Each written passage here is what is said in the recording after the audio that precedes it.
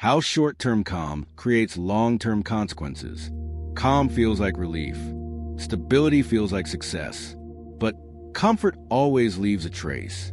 This matters now because modern finance has become highly skilled at smoothing outcomes. Volatility is reduced. Shocks are absorbed.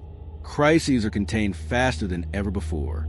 Yet every act of stabilization carries consequences that unfold slowly, far from the moment of relief.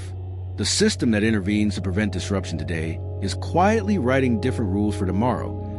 Rules that will not be read until conditions change and the cost of those earlier choices finally surfaces. Each layer of protection applied in the present becomes a layer of assumption embedded in the future. To understand this, we need to look beyond immediate results. Short-term calm does not eliminate pressure. It redistributes it over time. When systems intervene to preserve stability, they change incentives. Behavior adjusts. Expectations reset. What feels like resolution becomes the starting point for something else. The pressure that was suppressed does not disappear. It migrates, finding new forms and new locations inside the system, often ones that are harder to monitor than the original source. The system becomes calm on the surface while carrying more weight beneath it than it did before. London has seen this pattern repeat across centuries. Periods of calm often follow decisive intervention. Markets settle. Confidence returns. The narrative declares success. But beneath the surface, the system has been altered. Risk has shifted. Responsibility has moved. And future behavior now reflects the memory of protection. Participants learn something from the intervention, and what they learn will shape every decision they make going forward. The intervention did not merely solve a problem. It taught the system something about what happens when problems appear. At first, these changes feel beneficial. Fear recedes. Liquidity returns. Participation resumes. But calm reshapes habits. Participants begin assuming support will exist again. Risk tolerance changes. Boundaries blur.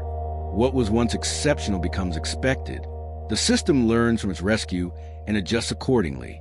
It does not return to the same posture held before the intervention. It returns to a different posture, one shaped by the belief that future disruptions will also be managed.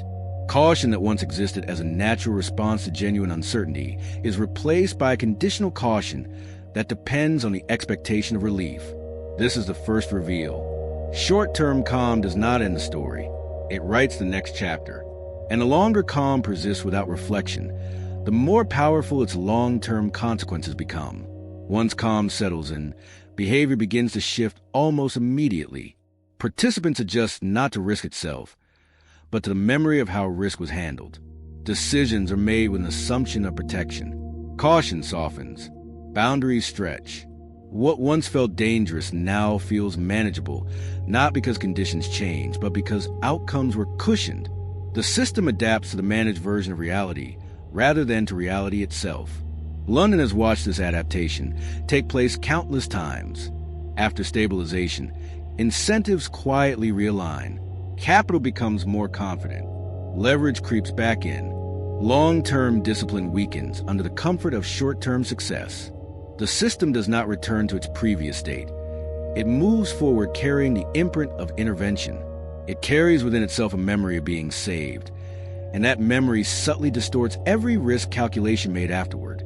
This creates delayed consequence. Risk is not removed. It is postponed, and postponement reshapes scale. Problems that would have corrected themselves through discomfort now persist. Misallocations remain unchallenged. Weak structures stay intact. Calm allows them to grow larger, stronger, and more interconnected.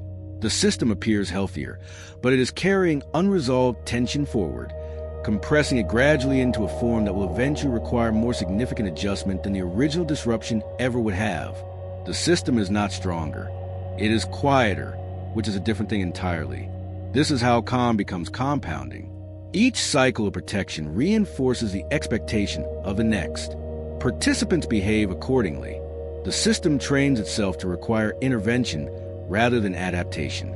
And over time, this dependency becomes structural. The capacity for self-correction quietly atrophies while the expectation of external correction quietly grows. By the time this shift is visible, The infrastructure of genuine resilience has already been replaced by something else, something that functions similarly under normal conditions but breaks very differently under stress. London understands that this phase feels productive. Markets expand, confidence strengthens, activity increases, but the cost is deferred, and deferred costs never disappear. They accumulate quietly, waiting for the moment when calm is no longer available to absorb them. The conflict emerges when calm begins masking fragility. As stabilization repeats, the system grows increasingly dependent on it. Participants stop preparing for volatility and start expecting relief. Risk models assume intervention. Strategies are built on the belief that discomfort will be limited. What was once insurance quietly becomes a foundation, and foundations are not reevaluated the way insurance policies are. London recognizes this inflection point.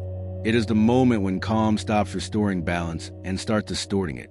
Decisions made under protection differ from decisions made under uncertainty.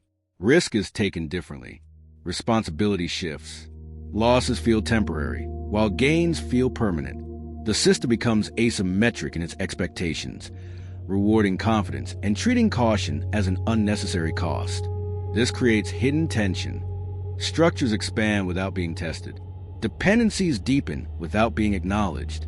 Confidence grows without corresponding resilience. Every smooth outcome confirms a belief that further smoothing is possible, and each confirmation makes the eventual disruption more surprising and more severe. When minor stress appears, it is absorbed easily, reinforcing belief in the system's strength. But absorption is not resolution. Pressure is redirected, not released. Over time, the amount of pressure being carried forward increases. Each successful absorption adds another layer of deferred consequence that the system will eventually need to confront, and must confront under conditions that are less favorable than those in which the deferral was made. This is where fragility forms.